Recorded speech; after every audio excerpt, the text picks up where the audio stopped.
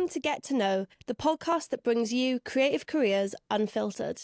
I'm Morgan Williams, producer, art director, and your host. And I started this podcast because I was meeting brilliant people in the industry but had no idea what their job titles really meant. Each episode, I sit down with photographers, designers, creative directors, content creators, and more to unpack what their jobs really involve, the glam bits, the graft, and the everything in between. This is season 2 with brand new guests, panel episodes, and more honest conversations. I'm so pleased to be able to say that this season is sponsored by Capture One, the industry standard software for photographers. And if you're new here, season 1 is waiting for you. Today, I have another panel episode for you, and my guests are two incredibly talented creatives making their mark behind the lens in very different ways. First up is Olivia Bossert, a fashion photographer, educator, and AI artist whose career has taken her from Cornwall coastlines to global campaigns. She's worked with brands like Crew and Bowden, built a thriving education platform, and is now exploring a whole new creative path through AI-generated art.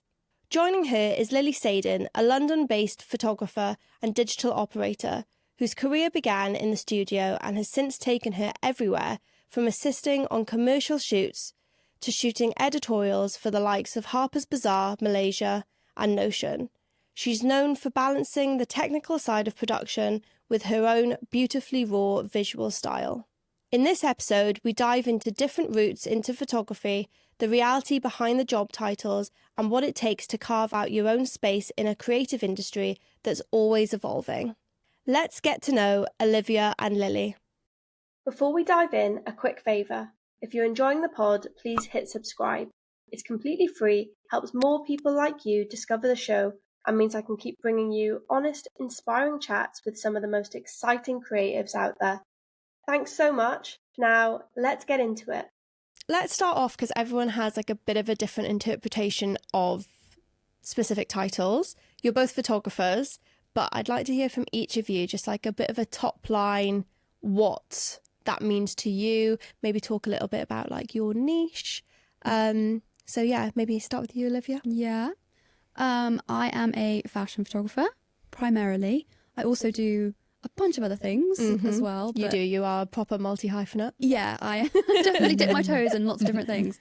So fashion photographer, first and foremost, primarily working with brands in the UK, businesses, very feminine sort of styles, jewellery, a lot of jewellery, also a lot of editorial work. I've done work for like Vogue Portugal, Grazia Slovenia, Elle Malaysia, Elle Croatia, loads of different, all the editorial fun people.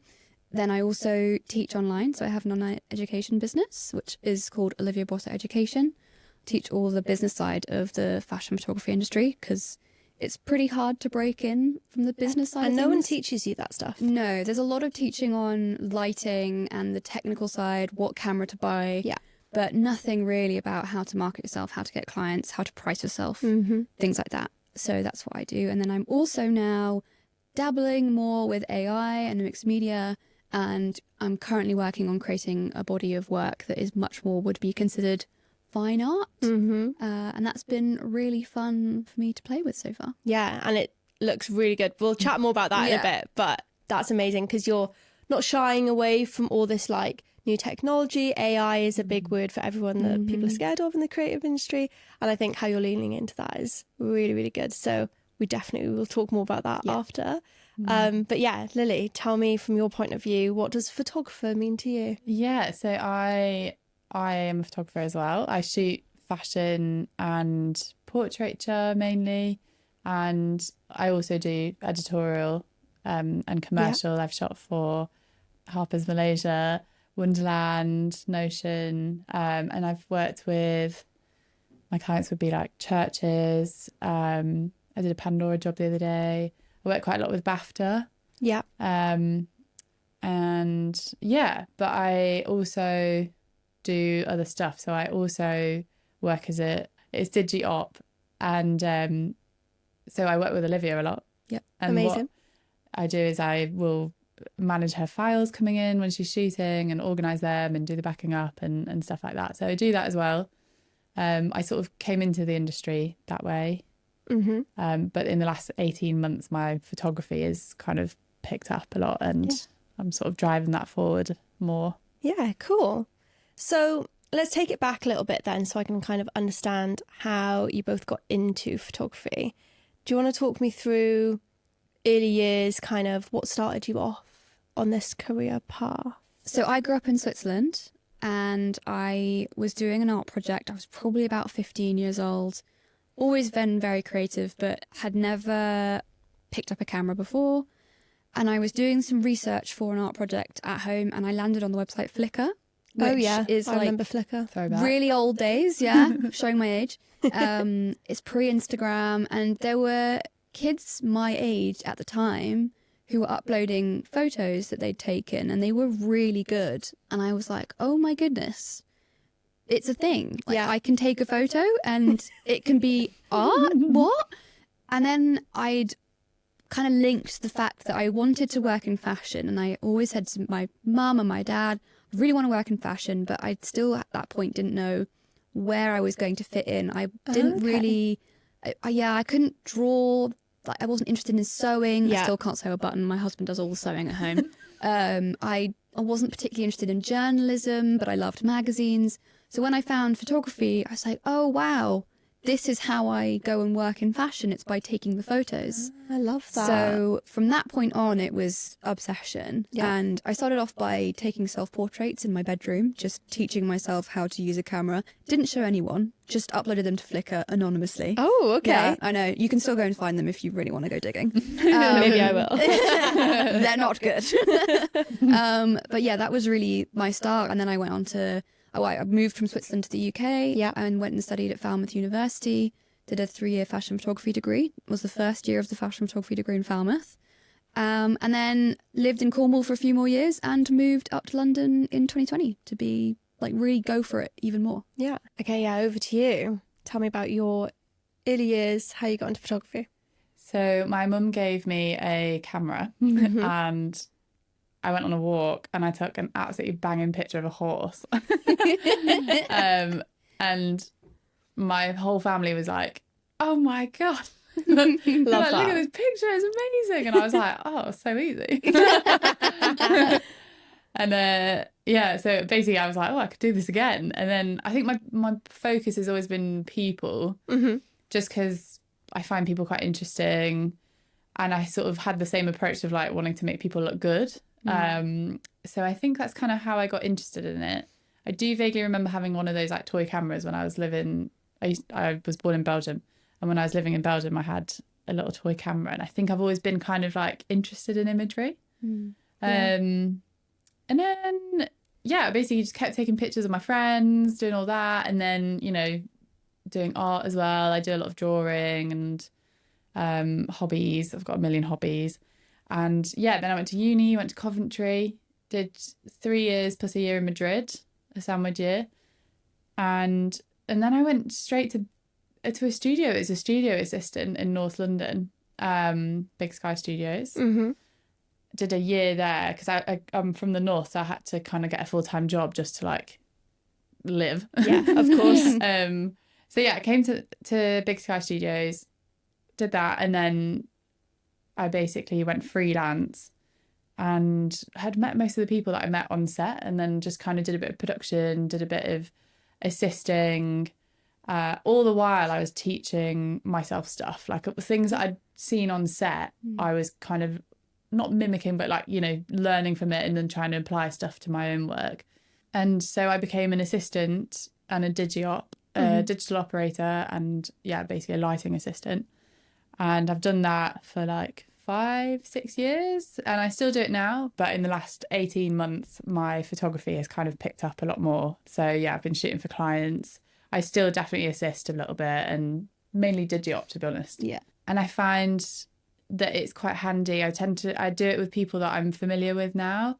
And I work with such an amazing group of people, and I've really found really supportive people like yourself. Learn so much from Olivia. Literally so much credit to Olivia.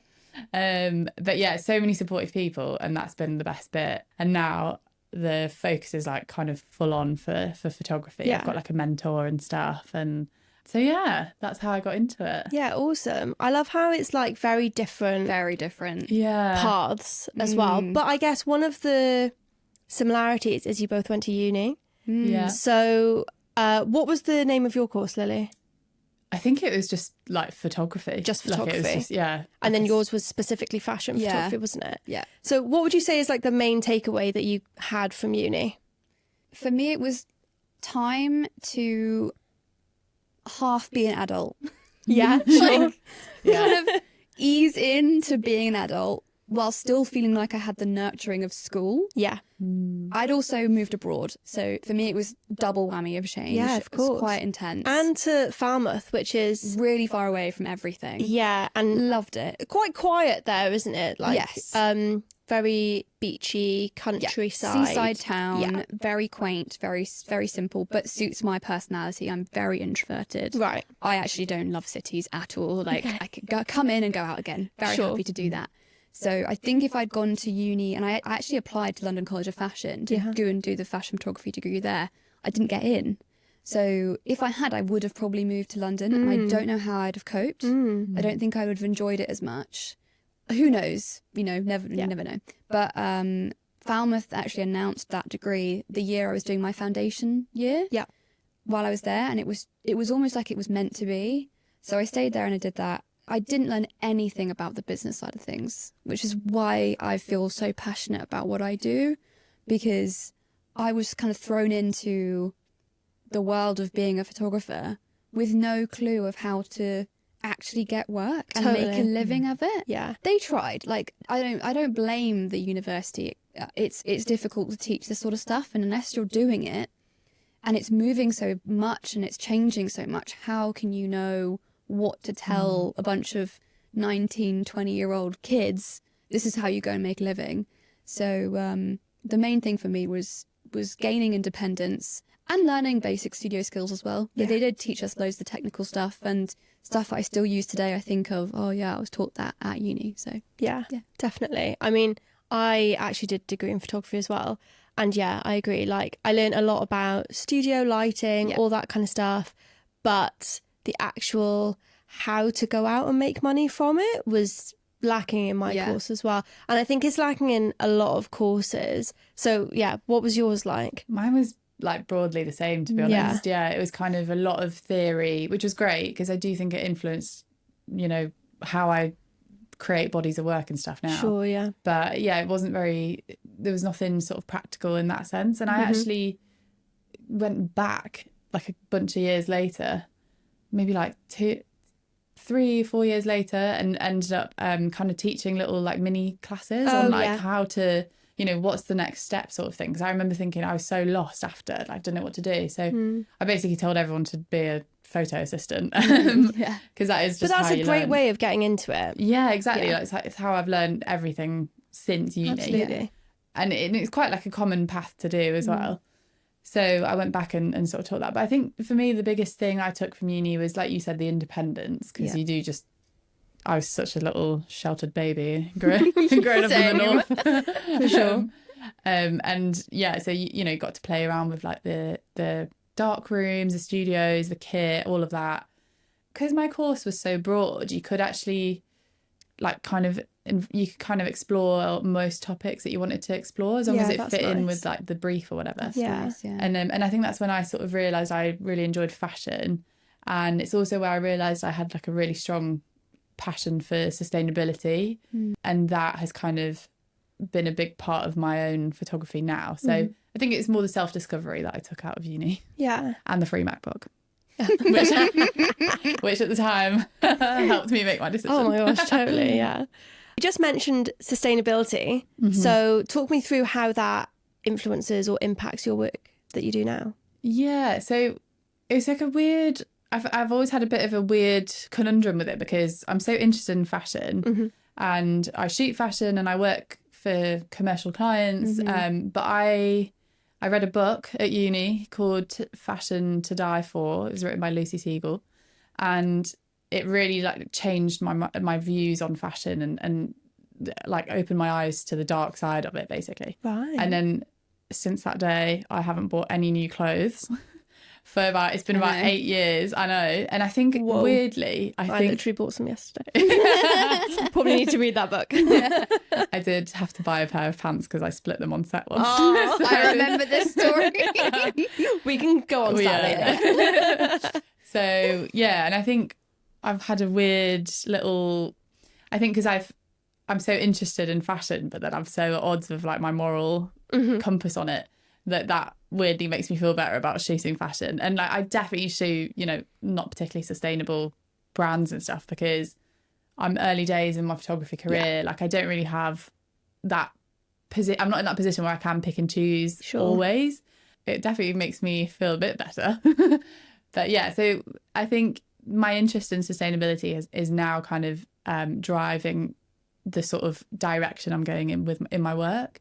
So I've been focusing on, you know, meeting sustainable brands and working with them. And I've done some cool jobs recently. Do you think about sustainability when you're creating as well? So a lot of my work, especially my personal work, revolves around nature. That's my main inspiration. Yeah.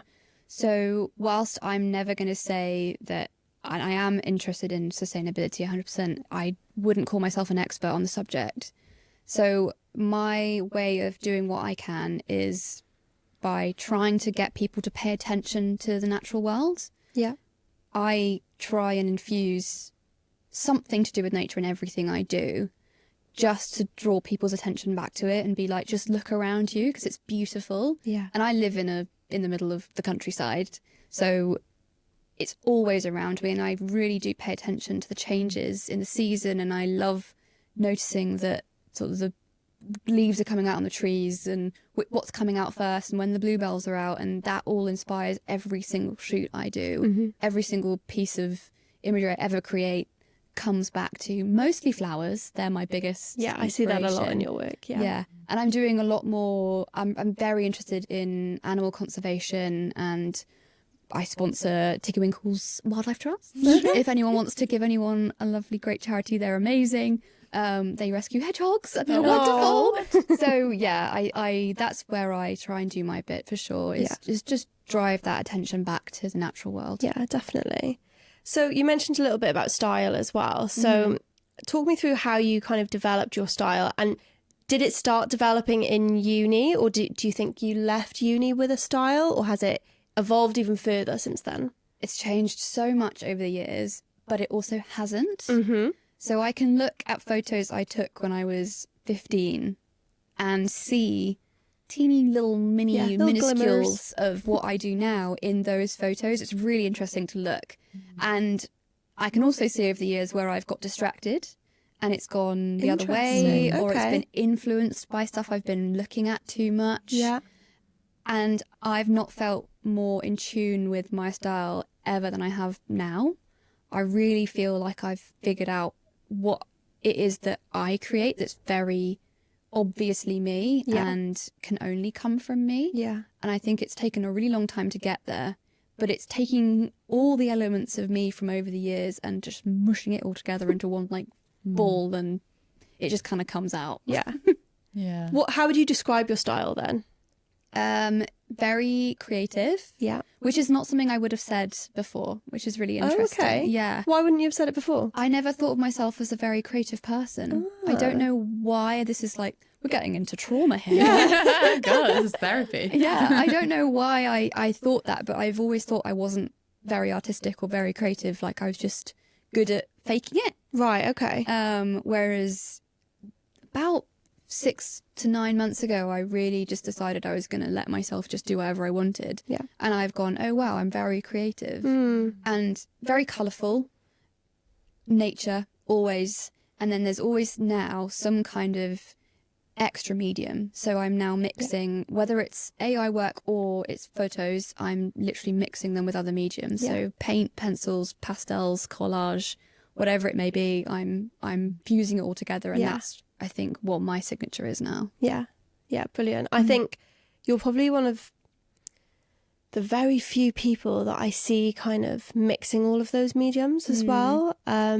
So yeah, we will talk about that a little bit more in a minute. But firstly, I want to ask you, Lily, how would you describe your style? I always struggle with that a little bit. Yeah. Because like you said, I feel like I've evolved so much. But I'd say I'm quite like, I think my style is quite soft. Can be quite moody. I'd say feminine. Feminine. Yeah, that's true. Yeah. I quite like sort of classic photography as well. So I love looking at other people's work, and yeah, I don't know how else to describe it actually. Drawing inspirations from that. I can definitely see that in your work, because I think a lot of what I've seen from your like more recent work, especially with like the BAFTA portraits, is they kind of look like paintings but in photographic form. Oh, yeah, you know what I mean? Yeah. But they have that very soft like tone to them, and it feels quite stylized but in a very authentic way as well. I think that resonates. I think I like searching for the moment, so it's like finding a moment with the subject is always quite nice, and sort of capturing, and you tend to know when you have it. I always think, do you get that? Yeah, I do. Yeah, I'll shoot some pictures and I just know when that's the shot, and sometimes it's hard when you don't feel like you have that because you've got time constraints or whatever. Yeah, sure. So, but I do think that kind of warmth, that inviting. I also like the idea that you look at the images and want to like feel like you want to feel something from the image. Yeah. So that's a big part of it as well. Can I add something? Mm-hmm. I think you paint with light really well. Oh, thank you. Yeah, Lily did all my portraits, so I know. So I'm a bit biased here, which is very good. But yeah, I think you're like incredibly good at molding artificial and natural light. Oh, thank you. And using it to make a very painterly looking image. Yes, yeah, it is. Yeah, yeah, because I think that's come from as an assistant when you're doing lighting. I think I have spent so much time looking at lighting that is actually a big part of my work, and I really cringe when one of my images isn't lit well, or I can't ignore it. Yeah. So I think that is a big part of it as well. It's maybe a bit more subconscious than I thought. Yeah, I feel like that things like that are quite subconscious, because like you said, you thought that you weren't very creative. I'm sure there's a lot of people that would have disagreed with you. Probably. And if there was a conversation like this, they probably would have said some things that you probably hadn't realised as well. But yeah, I think for a lot of creatives, it's very like subconscious, just feels very natural, which is when you know that it's the right thing. Yeah, and I think actually because I've always thought this about you, and I guess for myself as well, but I think we kind of embody our work a little bit. Like you in general, I feel like you resonate with your work in your personal life as well. Yeah, I agree. Even your style, like even the things you wear, the things you do. And I think I've got the same. And I do think that comes from having extra hobbies and stuff. Like you said, you would love doing like hobbies and bits and bobs or whatever. Yeah. I've always done that as well. And also a big thing that I noticed has influenced my work is me and my mum used to go charity shopping like all the time. Okay. So I think in the back of my mind, it's always like there's always been something really exciting and fun. And I think that's where maybe the sustainability comes in as well. Yeah, that makes sense. But the thing I've noticed the most that influences my work is other hobbies. Yeah. If I don't do other hobbies, my work goes nowhere. Okay. It's this, I realised this last year because I'd said to myself, right, things are picking up. I was like, I'm going to stop doing all of the things and I'm just going to concentrate on my photography. And all I did was like organise little shoots.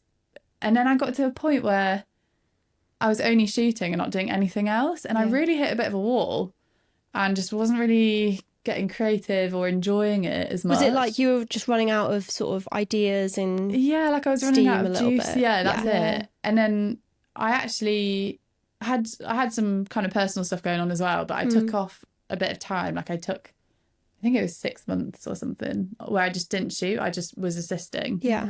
And I had like the odd job that had come through, but I basically just didn't think about photography. Yeah. And I took that pressure off myself and I just did other things. Like I learnt to sew. I did all these really random projects. I got into lino printing, cool. Literally so many things. Cyanotypes, that was a biggie. Them. Yeah, love them. I've got 3 of them at home. Yeah. Love it. So, and then I just felt so refreshed. Like it was the best thing I've ever done. And then I came back and I was like, okay, what do I want to do? And I remember thinking, okay, I want to make sure I enjoy it. So I started observing all the things about shooting that I enjoyed and just basically try to just do it for the enjoyment side of it. And so when I'm not enjoying it, I always try and change that so that I enjoy it again. Yeah. But having those other things, like you said, 100%, is so key, because it's good time to reflect as well, and it's when you get creative. Definitely. And I feel like a lot of creatives are inspired just by the world around them, like just things that happen to them. So by kind of letting yourself let go of, you know, what you do day in, day out as a job, and focus on something that's just a little bit more fun. It lets your mind wander and like come up with more of these creative ideas. Exactly. You can say something.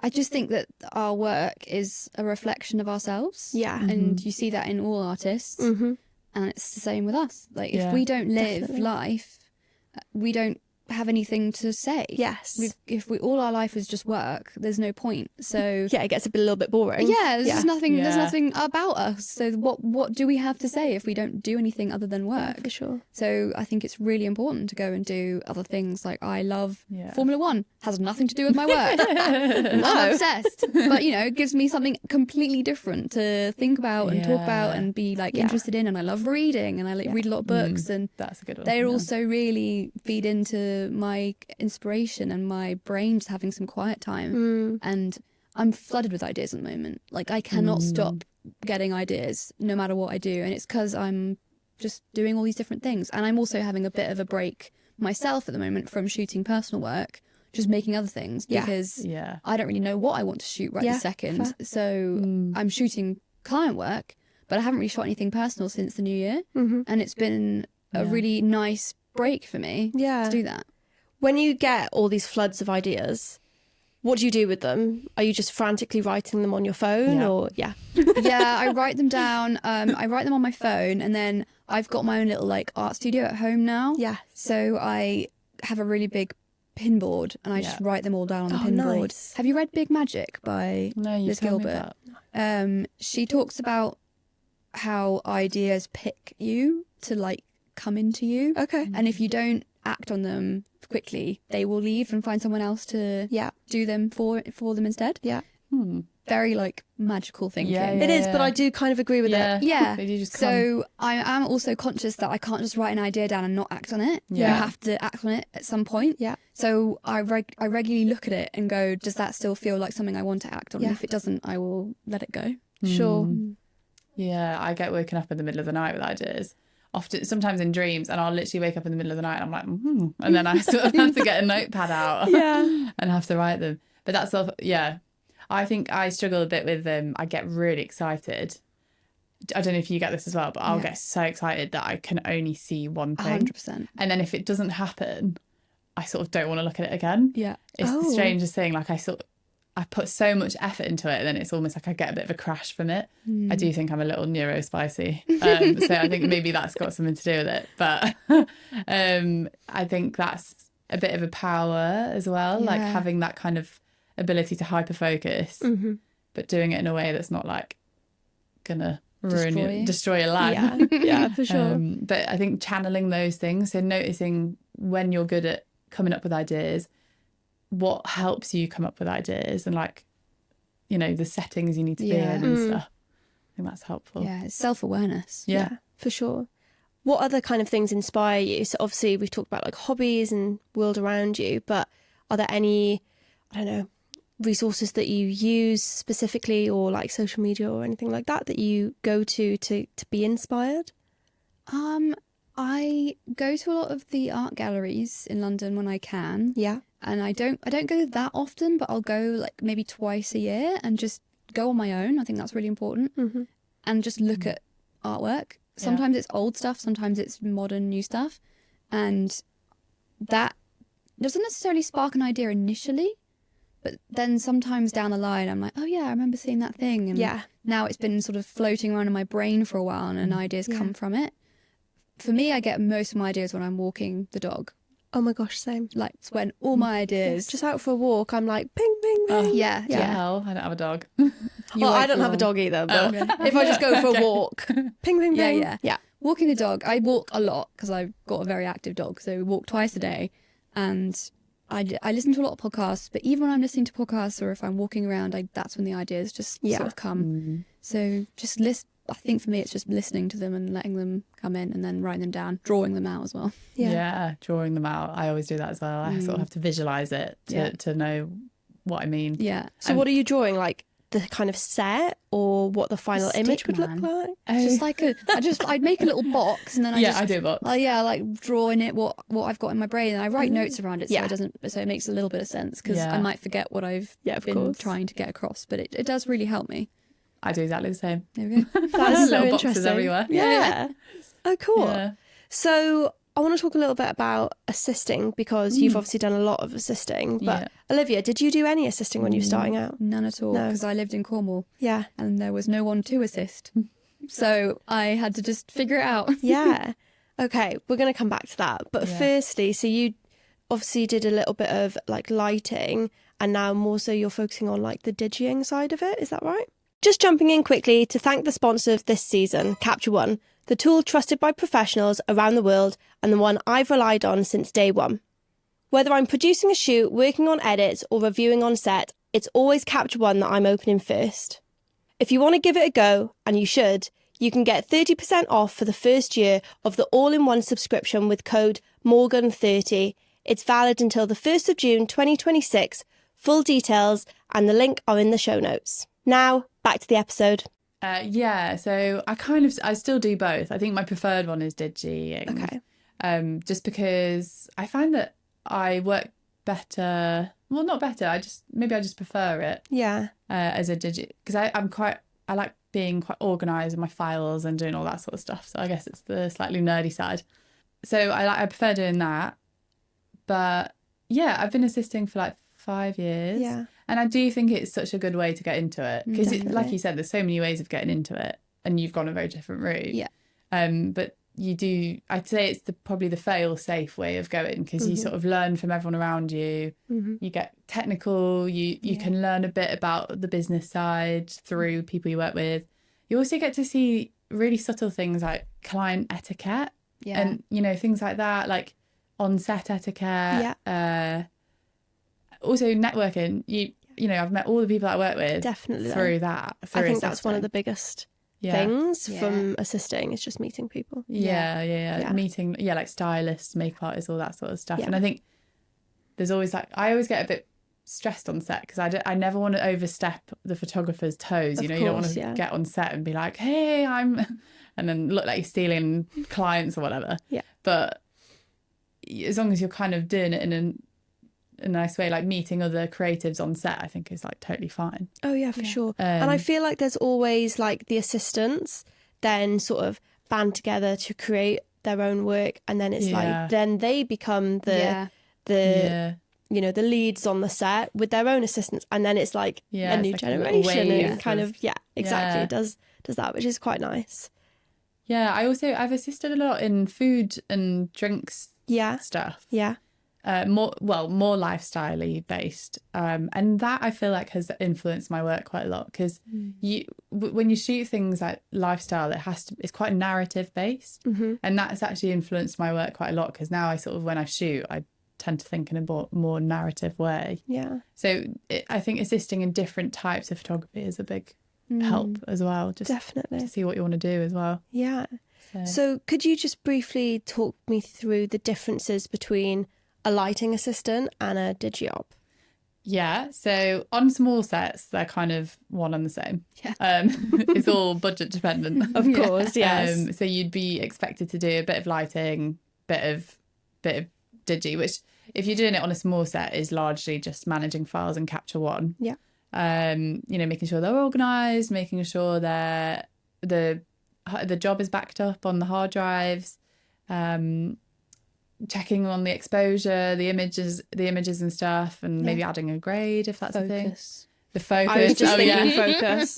The main always thing. being yelled at. Check your focus. Check your focus. But Capture One has that like little window you can have, which just snaps to it now, which is awesome. Very good. Really and you can do that little focus. I don't really use it that much, but you can do the focus mask as well to see like where it's focused on the image. So good. And then on the bigger sets, you'd probably have, well, the set I was on yesterday, for example, there was 2 assistants and 1 digi. So you have the first assistant who is in charge of the lighting, and I was filling in for my friend, so I was the second assistant that day. And the first assistant would be in charge of sort of designing the light with the photographer. They'd be in charge of organising ordering the kit. And then the second assistant is there to help the first. And then there's a digi who, once you sort of commit to the life of a digi, because there is a very much its own career path. Yes, yeah. You sort of would invest in a lot of kit and stuff like that. So I've not quite done that because my focus is photography. Yeah. Like I want to shoot. So I've not invested into a massive amount of kit, but I have got some kit. But yeah, so you'd have like the big setup, you have the multiple screens, you have like the client screens, you've got, you know, all the setup and the big trolley magliner. Yeah. So yeah, so those are broadly like the 2 different roles. And then how do you go about getting the assisting work as well? Yeah, that's the hard bit to start. That's the bit that's a difficult one to get into. I mean, I did it I did a bit of production assisting, and then I met photographers when I was there. So it's just through building a network, really. Yeah, exactly. And then you'll get like some nice people just taking you on, and like I look back at those and I'm like, oh my god, it's so embarrassing. I don't ever want to see those people that I worked with in the beginning because I was so crap. Oh. But why do you think you were bad at the beginning? Well, because you know when you're just so green and you don't know anything, and you're like, anyway. Your skills come along. Yeah, and then now exactly. I'm fine. You learn on the job. Yeah, exactly. Learn on the job. Yeah, so you do that for a bit, and then you kind of get bettered, and it's word of mouth really at the end of the day. But there's a really good group that my friend started that's like a group full of girls in the industry. Because I don't know what your thoughts are on this, but there's a bit of a lacking in girl assistants, or there was. I think maybe less so now, but there was a lot more guys around, and I think because lighting assisting can be quite a physical job. Yes. Maybe boys were getting chosen certainly for bigger jobs. So there was a group that my friend made, and added loads of the girls in, and it was kind of a recommendation based thing, and I got loads of my work. I'd honestly credit that group for my where I am now. So big now as well. What group is that? What's it called? I think it's called Girls on Film. They've got a Facebook thing as well. Yeah. I feel like I've requested to join and just not been able to yet because it's too full. Yeah, because I think there's like so many people on it. It's like got out of hand. Yeah. But when it was in the beginning, there was only a small number of people, and I got loads of work from that. So PSA to everyone is to start a group and just kind of like recommend and do that. That's such a good way to do it though, because I feel like as well, I'm sure like work will come your way, but you actually can't do it because you've got another commitment. So it would be great if you could recommend that to a friend, isn't it? So yeah, exactly. That's so nice, and it builds that community where everyone just helps each other out. Yeah. Which is just really lovely and what we need. Exactly. Okay, so Olivia, you didn't do assisting. No. So how did you actually start getting any work, especially based in Cornwall? Yeah. Oh, many difficult routes. When I left uni, I decided to stay in Cornwall, and there's no industry down there. There are a few brands. There's some work, but I worked for a company for a year, a little clothing company for children, and I was their photographer, photography coordinator. Did a little bit of shooting, but did you do that full time? Part-time. I was also running a magazine at the time. I've done many things. Oh, you really have. I've done many things. You really Yeah, we won't go into that. So I did that, and then I was like, okay, I want to be a photographer. I want to take photos. Yeah. But the only thing I could do was weddings, I thought. So, I mean, Cornwall's got a huge wedding industry. It's where I got married, it's where loads of people get married. So I thought, oh, well, I'll love it. I love romance. I hated it. Did you? Hated it so much. What did you hate? It's not creative.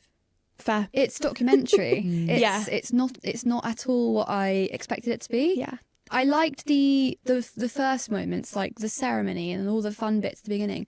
But once that's done, you're just hanging around someone's party. Yeah, it's candid, isn't it? Yeah, and that wasn't what I enjoyed. And I was frustrated because I was spending my week at home alone, and then my now husband was coming home on the weekend and I would go out. Yes. And it was like, it just didn't suit my lifestyle. And you know, massive kudos to people who do it because it's such hard work. The money can be really good. It's a lot of pressure. Oh my God, the pressure was terrifying. Yeah, I've done a couple of weddings and that's what I didn't like. I quite liked being there at the day. I thought it was quite fun. Yeah, I get really on into the it. wall and just watching everyone. Yeah, and like I love looking at everyone's outfits and just how they've like planned the day and all of those things that go into it. But the pressure is what got to me because if you miss a moment, you're never getting that back. No, and I'm a massive introvert, so parties every weekend is just not my idea. That's of fun. completely fair, yeah. So, it didn't work for me. So I literally did my first wedding and I'd spent a whole year marketing myself as a wedding photographer, built quite like a lot of people in the area knew who I was now. And then I went home and cried and just said, I can't do this. So I spent 2 weeks in doom, not knowing what I was going to do. And then I was doing a lot of like side shooting with friends and just friends of friends who were modelling for me. And I was going to the beach and we were just doing like very simple shoots. And I'd randomly been given the contact information for someone at Jules, which is a brand that a lot of people in the UK will know. And I had seen influencers basically reaching out to brands and offering to do influencer posts for them.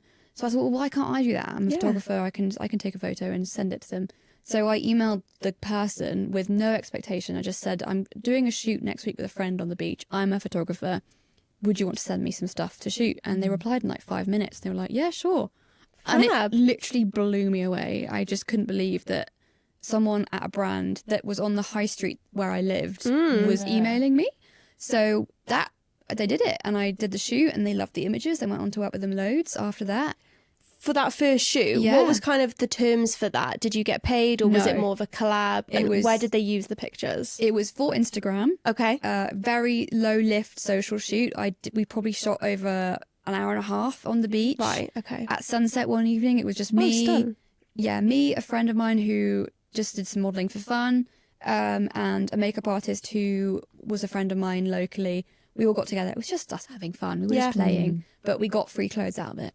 Nice. And that was for me amazing. And I got my first experience of delivering something for a brand, which I'd never done. I'd done lots of other paid work before for local businesses or headshots and portraits and things like that. But I wanted to be... this was a fashion brand. This was what me you wanted. Being a fashion photographer for the first time properly. Yeah. And I did go on to get paid after that. So once I'd figured that out, that worked, what I did was I figured out how to email all the brands I wanted to work with, and I offered them to start with one free shoot, and then beyond that it was paid work, and it worked. I literally got all my work from that to start with. So I have so many questions.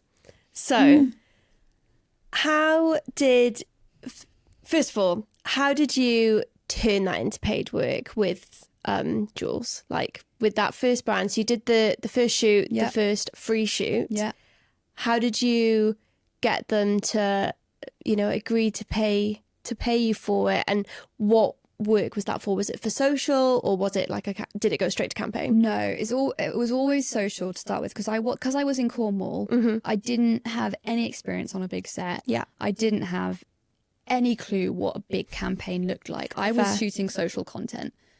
So how it changed when I sent that first email and I got them to basically send me the clothes for free. When they followed up and said they were interested, I said, would you be interested in doing more? If so, here's my rate. It was pittance. It was very low. It was very affordable. So for them, they were like, probably, absolutely, sure. We can do paid shoots. Great. Yeah, and that was, and when I went out to future brands, I would say in the email, my first shoot is on me. Future shoots will be charged, and it was always fine. That was literally how it was, and it was like, it's a taster. Yeah, get an idea of how I work, what you can do. Yeah, and for them it was also extremely low lift, because all they had to do was send me the clothing. I would organise everything myself at home, send them the images, and then they got content out of it. And brands then and now are still desperate for content. Oh my gosh, desperate for imagery. So I just tapped into that. Would you recommend it to people now to do it that way? Yeah, I still do. Like, I still think it's a great way to get in, only to a certain point.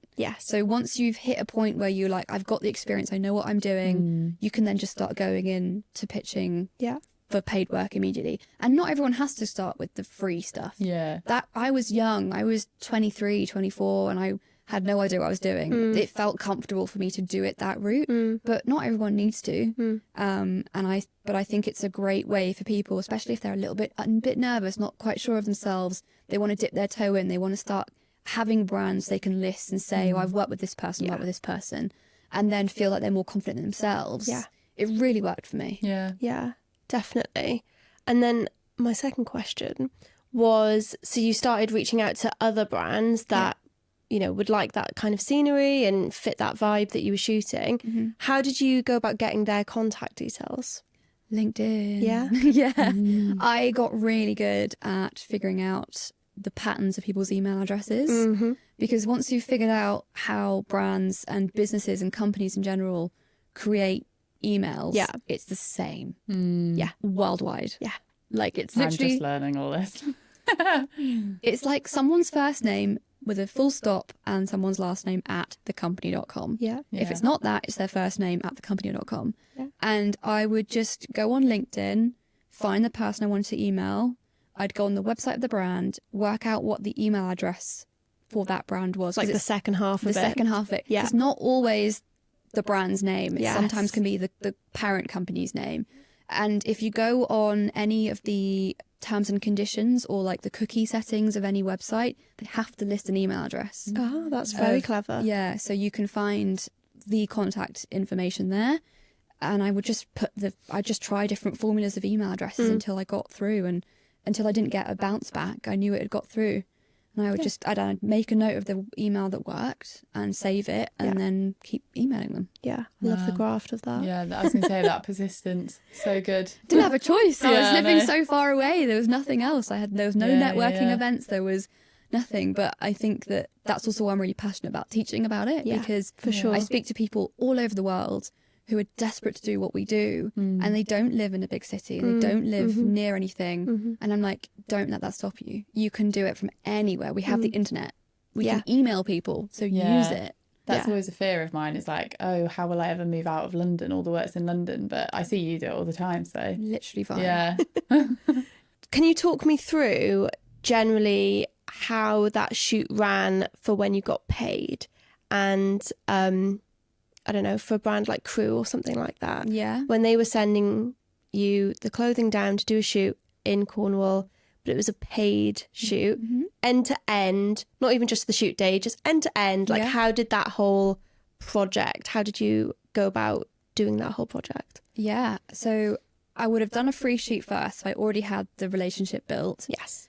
An email would come saying, we have a little brief, normally very simple. We have a box, we have X and Y amount of clothes, maybe like 5 or 6 shirts if it's a crew clothing shoot, maybe a pair of jeans and some shoes. They're for social. Here are the 5 topics. Can you go out and shoot 5 different images that will suit those topics? I would then find a model myself. I get it approved by the brand, the model. Yeah. The model will get paid as well. Just to interject, where did you find those models? Did they travel down to Cornwall, or they were all local? Local girls who they were mostly just friends of friends. Cool. Or people I would find on Instagram. People who were in like Facebook groups of local models who had a tiny bit of experience. Yeah. It was very scrappy. There's really no agencies down there, so it was very scrappy. And then once that was approved, I would receive the clothing. I would put together a timeline. We'd go out and shoot over the course of a day. And then I would take the images back. This is all such a long time ago now, so I'm having to think. I'd take the images back, edit them, send them over to the client. They would pick the ones they wanted, and that would be it. It's not that dissimilar to how I would do a shoot now. Yeah. Just the difference is that the client is with me on set now, and we're doing it all together in one day. Yeah. Whereas it was just... I was having to do a lot more of the heavy lifting myself. I don't do half of that now. Yeah. So how big was your crew then? Was it literally you and the model? Just me and the model and makeup artist. Yeah. Yeah. I didn't have an assistant, didn't have anything. Oh. Yeah. And then enter me and Sasha. My life changed a lot very quickly. So, because when did you two meet? 5 years ago. Yeah, I think it was about 5 years Yeah, ago. It's yeah. a really long time. But it makes such a difference having an assistant, Oh. is it? Like, I will never go back. yeah, exactly. You don't know what you're missing. Yeah. Yeah, definitely. So when was it that you moved to London? How long ago? In the middle of COVID, August 2020, we moved up. Right. Yeah. In the middle of COVID? In the middle of COVID. Surprising. In between two lockdowns. Ah, okay. It's Yeah. like, how did you manage to do that? Yeah, well, we were Right. delayed. We were supposed to move up like during the first lockdown, but we couldn't. Yeah. So, Yeah, fair. And then you guys met. yeah, I started doing shoots. I didn't know anyone, so I had to start completely from scratch, really. And I had been recommended Sasha, who's one of my other go-to assistants, by someone who was at uni with me, I think, who had worked with her. Right, okay. And then Sasha came on set with me. And then a few months later, I booked my first national magazine editorial. And I needed a digi for the first time. And Sasha brought Lily. Brilliant. And me and Sasha met at Big Sky Studios as studio assistants. Ah. So like it's just such a Yeah. networky, It really is. you know, spider web of people. Yeah, for sure. And I think it's great in a way because you want to work with people that you get on with. So it's quite nice that people recommend Yeah. other people. But then I also think it is quite difficult for the people that don't have that network. I know. Which is why I'm quite passionate about, you know, this kind of podcast, bringing the events that I do as well to people so that they can all meet and then Absolutely. help everyone. Talk me through that first shoot with that magazine. So which magazine was it for, first of all? It was Good Housekeeping. What was the concept? Good question. It was, we were shooting in a big house in North London. It was for, I think we shot in like very early December. And it was coming out in maybe March issue. So and did it need like a spring vibe? It was a spring vibe. We Yeah. were shooting in this lovely, amazing, like townhouse. I had no idea what I was doing. Yeah. And I think Sash and Lils just led the lighting, and I was also really nervous. I was absolutely terrified. So I just did what I had to do and took the shots, and I really liked them. I remember being really happy. and Good. So proud because it was a magazine I grew up. Yeah. It wasn't exactly something I read myself, but No, but you know the name. Everyone knows the Great name. name, yeah. So, and I, it's really cool when you can go and tell your mother-in-law that you're going to be in Good Housekeeping, and she knows what it is because Yeah, my mum knows all the 100%. fashion magazines. My mother-in-law didn't necessarily read all of them, so she knew Good Housekeeping though. She was like, "Oh wow, I'm going to go and buy that." Yeah. That was cool. Yeah. Amazing.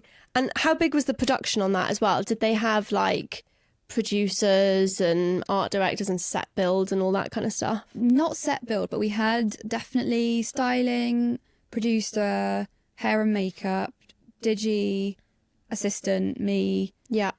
hair, like bigger crew, definitely big crew. Yeah. Was it kit rental as well? Yeah, we had Yeah, hire, pro Yeah. lighting hire, everything. And was that the first time you'd worked on something as big a production as that? Yeah, I think it was the first time I even hired kit. Oh, really? wow. I think so. Not that anyone knew that, 'cause Yeah, I would of never have course. told Yeah, anyone. yeah. I think that was the first time I had to hire kit. Yeah. Yeah. Oh, amazing. And for you, Lily, was that like the first time you'd worked on such a big production, or were you kind of No, I think I you'd think done I'd- that a little bit more? You Yeah, kind of knew which what to is- expect. Yeah, I think I'd done You quite a bit. definitely done a lot more than I had. But that's quite nice though. Sometimes if you have got an assistant and maybe, like you said, you hadn't been on like a big production yet, you can kind of still learn from Yes. the assistants. I've as learned well. so much from my assistants. I say it all the time. Like, I learned so much from you guys. But it's good to chat and have those, because I think Yeah. some people can be a bit maybe defensive or guarded or Yeah. whatever. But actually it's just being quite open and being like, oh, like, thanks. Like, I don't know, like I learned so much from you than like you've learned from us, sort of thing. Yeah. Can either of you talk me through like a shoot that you've maybe been like really excited for, but it just completely didn't go to plan, and how you've had to like just pivot and make it work on the spot? I've probably got more of them because I'm still kind of getting used to, having my own clients and Yeah. and there's just so many, like you think you got it and then it's like so many more learning curves. So I guess I've had that before. I've been really excited about a shoot and then gone on set and it's like all the pressures that happen on set that you can't sort of expect. Yeah, you can't foresee it. Yeah. And then, but which is great because I used to get really bogged down in those and feel a bit like, oh no, not failed, but you'd be a bit disappointed. But now I just look at it as like a lesson. I'm like, okay, cool. How do I work on that? What went wrong? Where do you improve? And it's not stuff that's necessarily wrong. It's just like, how could that be smoother or... Yeah. What kind of things would you say like go wrong or aren't as smooth? I did a shoot over multiple days a few years ago now that I think for me it was communication between myself and the lead stylist, right, who was also kind of the art director of the shoot. I couldn't understand what they wanted, and I don't think they could get across what they weren't liking. So there was a bit of tension there, which was hard because we were over multiple days of shooting. And the images I thought were looking good, but they clearly weren't quite what they wanted. And I learned a lot on that shoot about stopping and taking a second and having a conversation with all, because my inclination is to just want to shoot loads of them quickly and try and get through the situation fast and not worry about it. But instead, just deep breath. Let's take a minute. Let's figure this out. Yeah. Is it a light we need to move? Is it a model, like an outfit change actually that needs to be changed? Or do we need to change location if we're on location? What is it that we need to do to make this work? And I find on every shoot, there's always one outfit or one shot that just doesn't quite work instantly and takes a little bit of doing. I feel like it's always the first one. Oh, really? Yeah. I find it's like a tricky middle one that you're like... dear. So after lunch... Get a bit stuck on it. After lunch, when everyone's a bit tired and they've just had some food and they're all sleepy. That's fair, you do get that lull there, don't you? What are we going to do about this one look? And I think it comes down to the whole team coming together and working out. Yeah. And I think it's really important for photographers to not feel like we have to always be the one that comes up with a solution. Yes. Sometimes the stylist will have a really great idea and the pose will come from the stylist, or an assistant will suddenly say like, well, why don't you try this? And I'll be like, why didn't I think of that? Like, you tell me stuff all the time, and then we try something and I'm like, amazing, Lily nailed it. It's team effort for sure. I always say it's a group sport. I think totally agree with that. But some people don't necessarily work that way. They're very like, I know what I'm doing, this kind of thing. But I'm the same as you.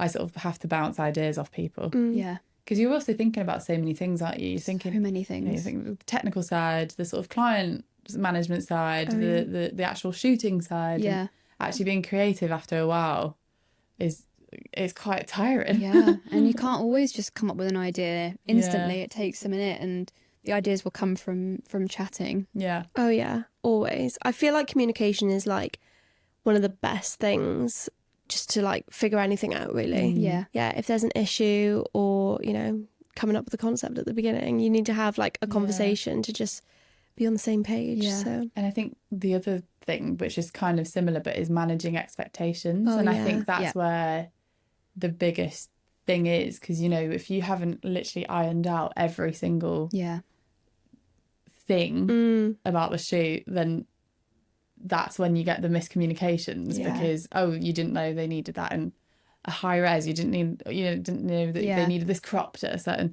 it's things like that, and that's what I'm constantly adding to, is being like, okay, I need to make sure I'm finding this ahead of time. The prep is super important. The prep is so key, and just knowing exactly what you're going to get out of that shoot from the client's point of view and from your point of view. Do you have like a go-to process for that? Do you do like a call with every client to get all that out of them? I have like a sort of document that I have just like all the questions I need to ask. Sort of sectioned, and I'm constantly adding to that. Like, okay, I've learned that I need to have this in advance or whatever. Same thing. Do exactly the same thing. I really want to talk to you, Lily, about the BAFTAs. Oh yeah, okay. How did that come about? Well, I used to be a picture editor, so at the BAFTAs, and I'd basically be in a back room with a bunch of other editors, and photographers would come in with their memory cards, and you'd sort of be assigned a photographer, and you'd edit the pictures and then send them to, I think, Getty. Random question. But what is a picture editor? Okay, just someone that edits the pictures. Basically, the reason you have them is because so for BAFTA events, they want the pictures like now, like in the moment. So the photographer hasn't got time to shoot and go back and edit all at the same time. Yeah. So they'll shoot, bring it to us, we edit, and then we often will, correct the metadata, right, give it a grade, do things like that, and then pick the best ones, and then send it to Getty or to BAFTA, and then they basically send it to PR agencies and stuff like that. So and journalists. It literally is like doing a bit of a quick kind of retouch job. Yeah. And just making sure the data's right and then sending it out and choosing the best ones. And sort of selecting them as you go. Oh, and it's really good fun. I really enjoyed very it. Fast paced. Very fast paced, yeah. And you'd sort of get to go to the after parties and stuff after. It was always really exciting. I loved it. And then I think, like I said, my work kind of picked up in my own photography. And then I think the team maybe noticed that. And then they asked me to come back as a photographer. Yeah. Oh, nice. And the bit that I work in is quite nice. So I don't work in the main carpet area. I work in the suits where people get ready, and I actually think I really like that because I get to then meet some of the the nominees and the celebs and stuff, and I get a bit of a moment with them rather than like you can have a conversation rather than just, hey, look at me. Yeah, because like ultimately I'm not really a paparazzi or anything, so like I actually prefer the sit down conversation definitely. And the moment to grab their picture, basically. Yeah, for sure. So that's what I've been doing, and I got to meet Warwick Davis the other day. That portrait is so good. Oh, he was so nice. I loved him. I really, really enjoyed that. And his family were there and we had such a nice time. Oh, nice. And yeah, lovely, lovely guy. So talk me through that then. If you're in the suites, like you're all set up, what happens? Yeah, so I set up, I've got my editor that's downstairs as well. And I basically roam around capturing behind the scenes. Okay. And then I'll kind of bump into some of the actors and stuff. And well, on that occasion, Warwick was receiving the Fellowship Award, which is like it's a very prestigious award, and I think they only give out one a year or something. And yeah, so he was receiving one, so he was kind of quite a big deal. So I wanted to make sure I got like a really nice portrait of him that BAFTA would be able to use in future. Yeah. And then I'll sort of capture people as they're getting ready and take their portrait once they are ready, and then I basically get them when they're about to go to the awards. So it's quite fast paced. You sort of have a bit of downtime during the day where you're kind of like trying to figure out where everyone's going to be, and then they kind of all in the same 20 minutes they all set off. Yeah, and some people actually have their own photographers, so I think there's been a few times where I've sort of tried to find out where they'd be, and then they've actually got their own photographer there, and so I don't necessarily go to those ones. I'd rather go to the ones that haven't. And is it like on the spot thinking about where to take their photo and all that kind of thing? Like you don't actually have a light and everything set up for them to go into that spot?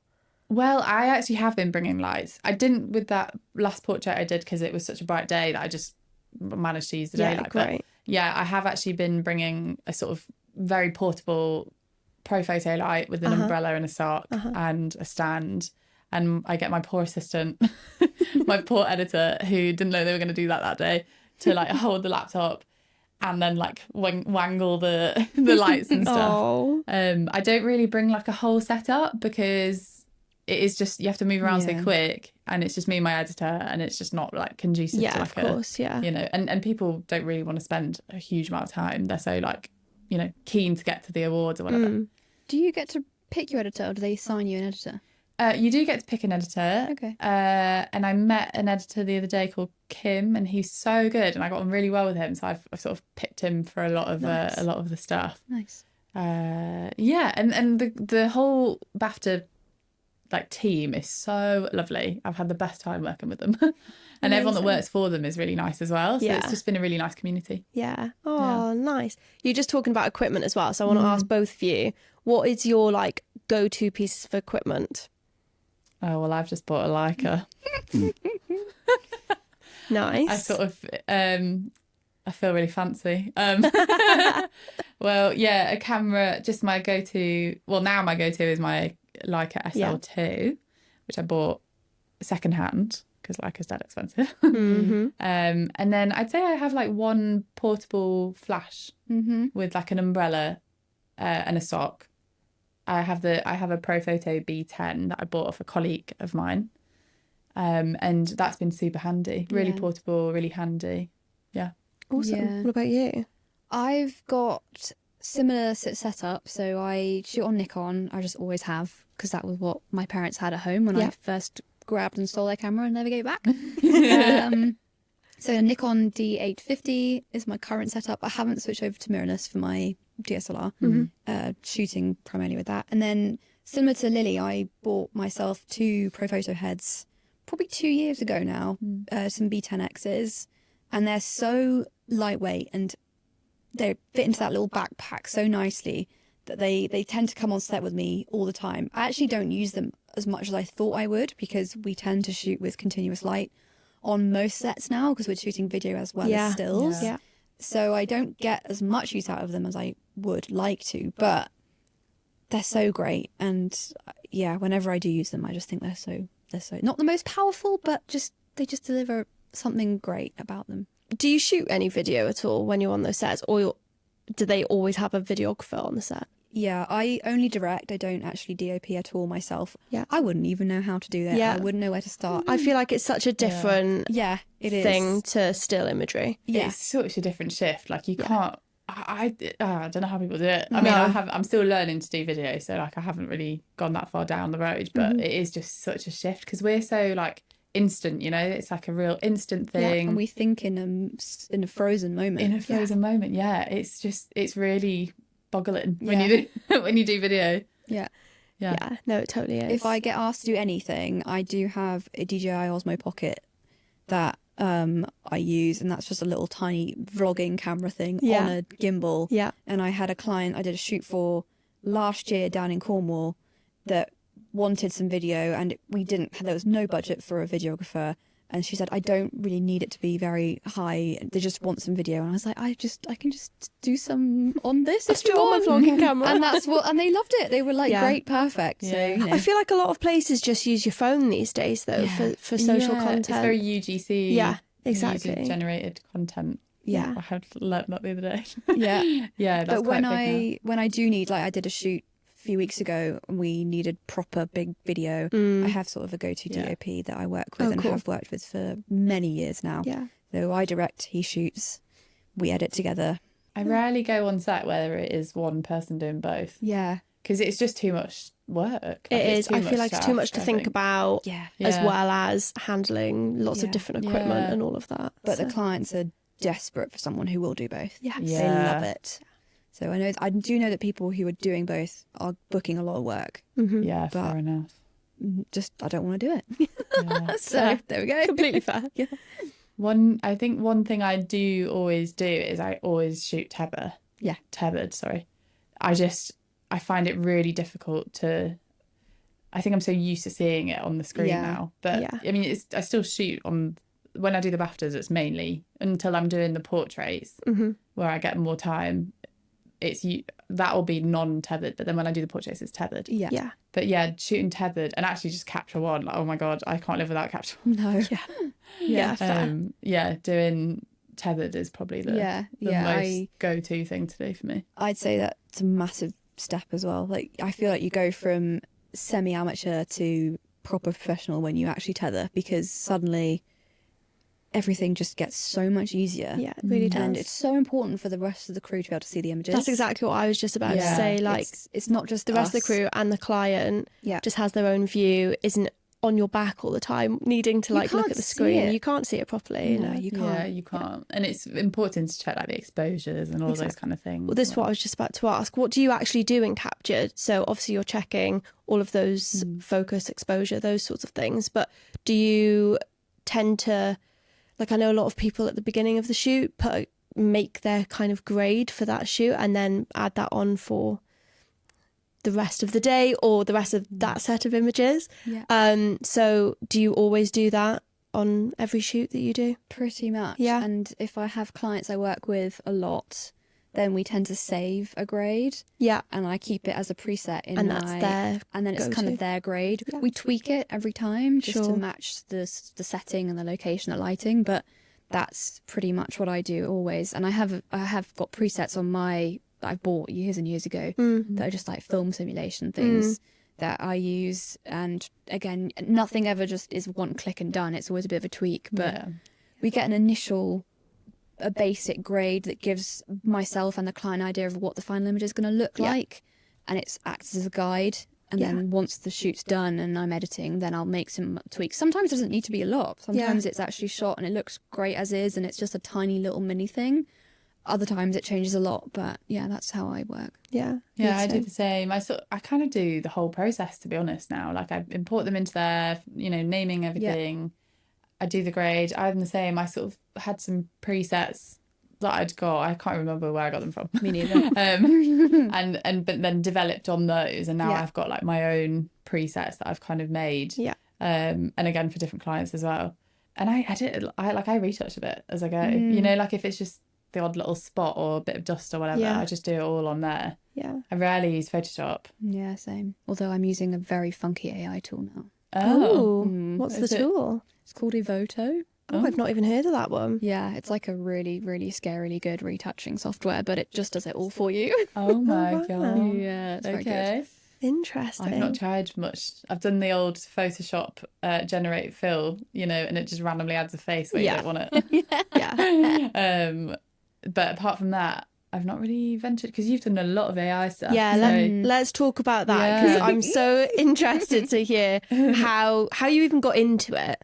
Yeah, it was really, honestly, nothing I ever thought I would ever be interested in. I wouldn't consider myself techie. I can use a camera, but I'm not interested in cameras. Like, for me, it's the final image is the important thing. Yeah.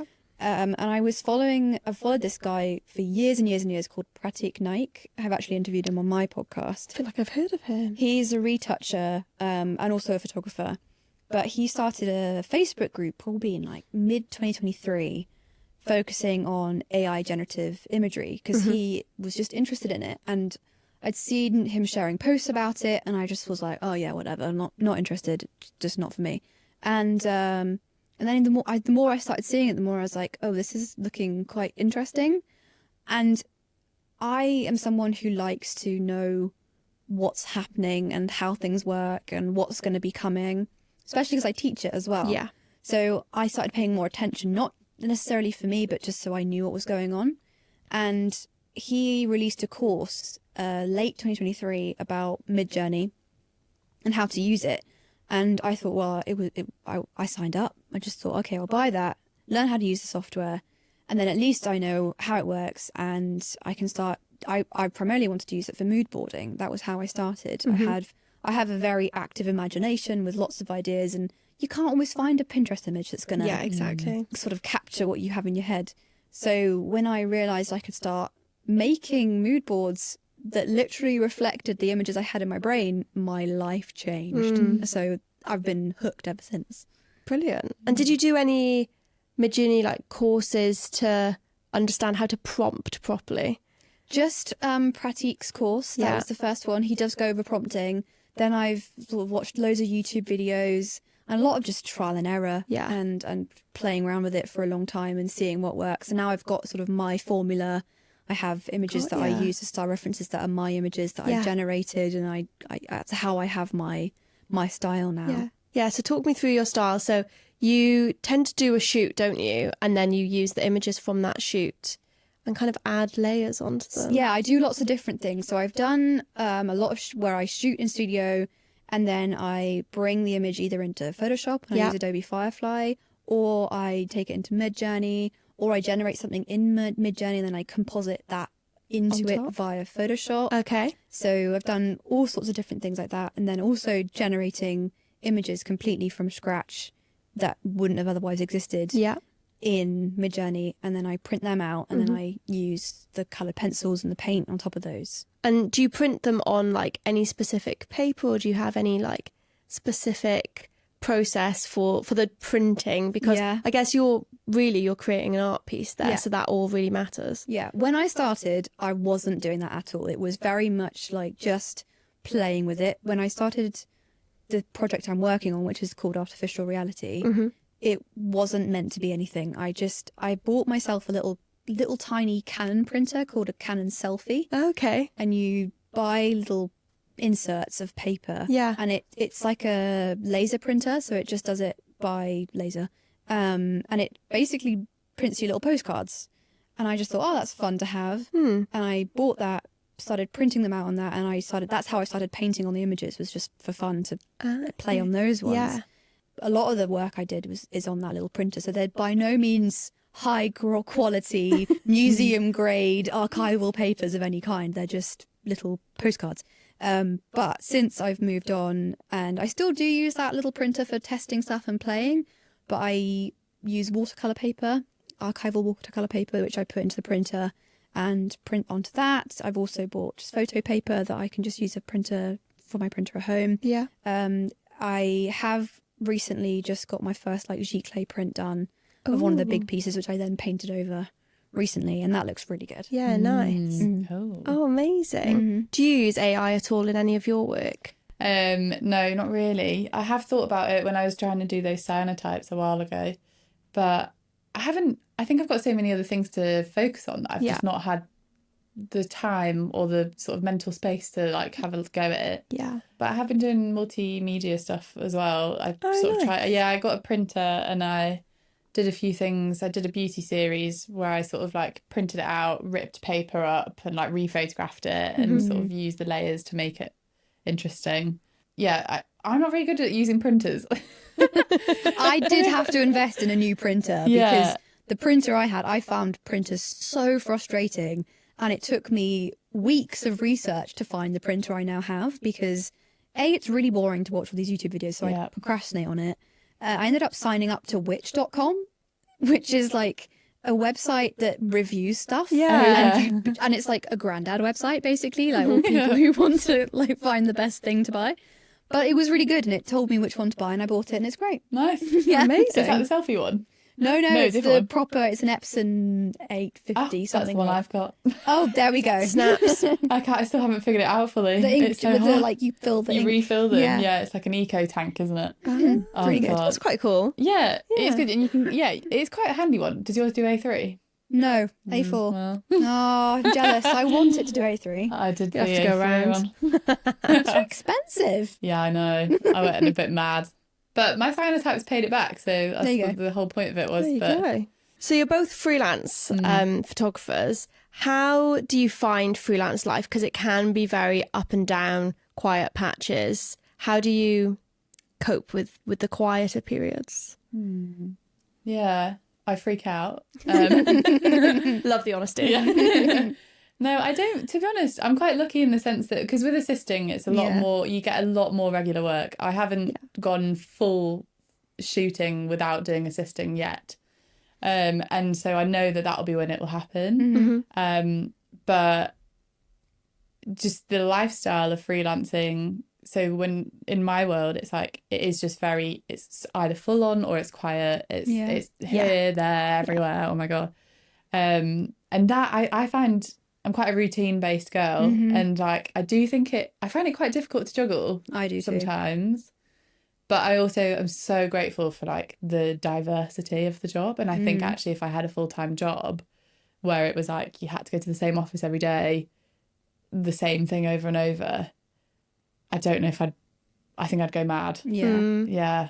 So the diversity and the sort of culture and just like the places you get to see and all that, I love it. Yeah. This is why I have multiple businesses, is because for a start, I didn't want my photography, my art to have to support me 100%. It could if I wanted it to, but it felt like a lot of pressure on something that is very precious to me. Yeah. So I diversified with my education business.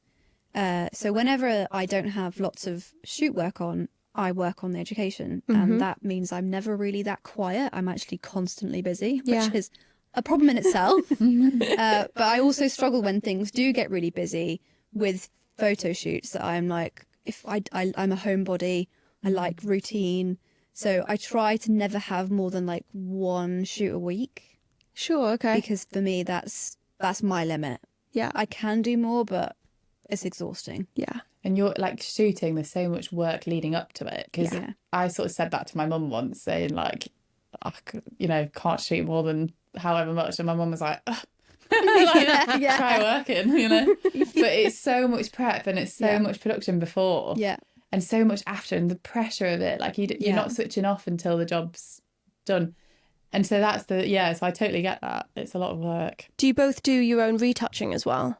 Like you don't send that out to anyone else? I do. You do? I outsource all my retouching, unless I'm using this new software, which is new. But I've not really done a job where I've used that yet. I've just been testing it out. But I just outsource everything. Yeah. Yeah, I outsource, and I do.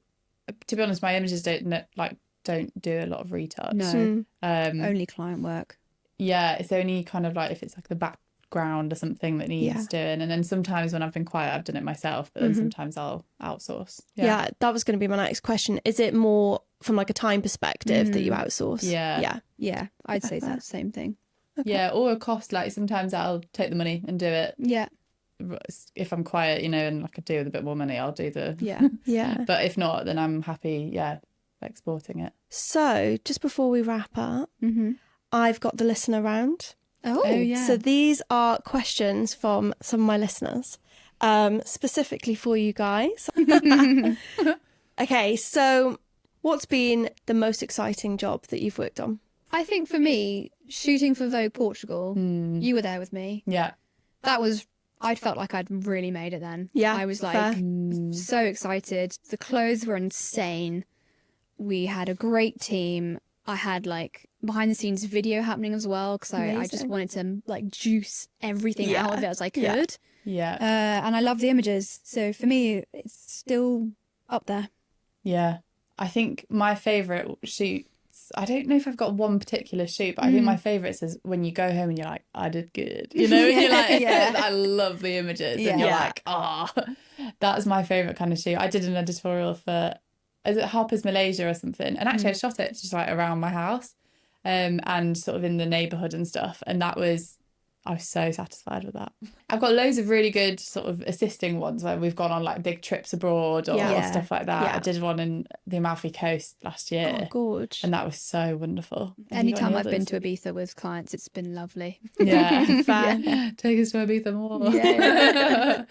It's interesting that you both said magazines is kind of like your favourite. Yeah, because it's the creative stuff. It's the personal work. Well, the next question is, how do you get magazines to work with you?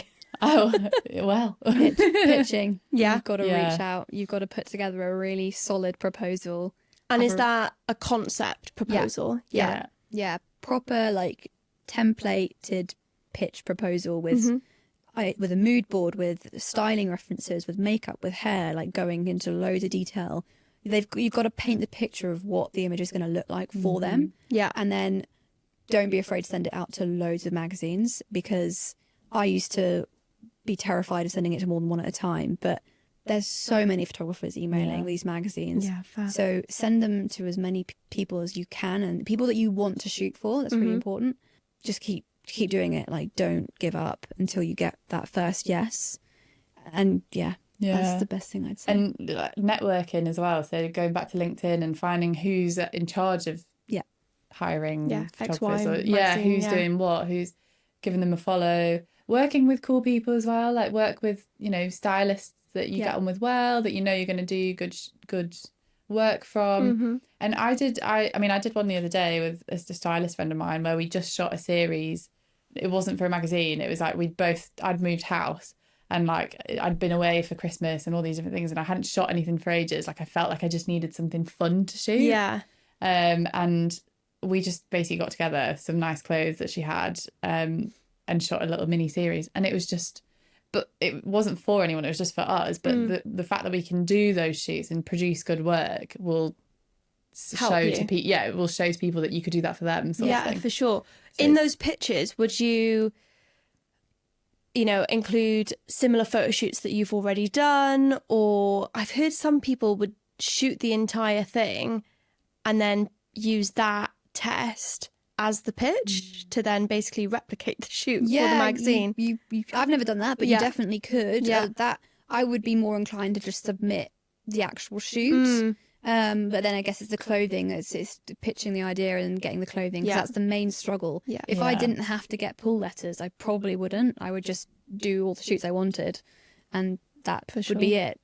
A good editorial that's going to get published needs current clothes, current seasons and stuff. So it's timing it with that a little bit. Yeah. But I mean, I've met so many people that they've said, look, we don't take submissions. We don't. And they'll just go with people they know. So I think if you're not getting published, don't get bogged down in that. Just keep shooting your own stuff, because those people ultimately will notice what you're doing. Yeah. I used to get I was like, no more shooting unless it's getting published, and then obviously it wasn't getting published. And so you just need to keep kind of like doing what you want to do, and then that's what people pick up on. And last question, what's one thing you wish someone had told you when you were first getting started? Just shoot loads. Don't just shoot as many photos as you can. That's the best way to learn. And don't be afraid of making terrible photos. I was about to say, shoot the shit. Just shoot. Shoot, look at it, bin it. Maybe also just have confidence. I think that's the thing that's plagued me the most is like, you know, when I was saying, even when I started assisting, I was, you know, I said I was mortified at meeting the people that I worked with in the beginning. Like, of course I was going to be crap. I just started, you know, like just kind of know yourself, be like, okay, I'm not, you know, I'm not super confident because I don't know everything yet, and just kind of embrace that instead of sort of trying to, you know, fake it till you make it. Thanks so much, guys. I feel like we could have gone on for way longer. I'm just warming maybe we'll up. do a part 2. Exactly. Part 2 coming. But thank you so much. It's been such a good conversation. It has been good. Thanks for having us. Thank you so much.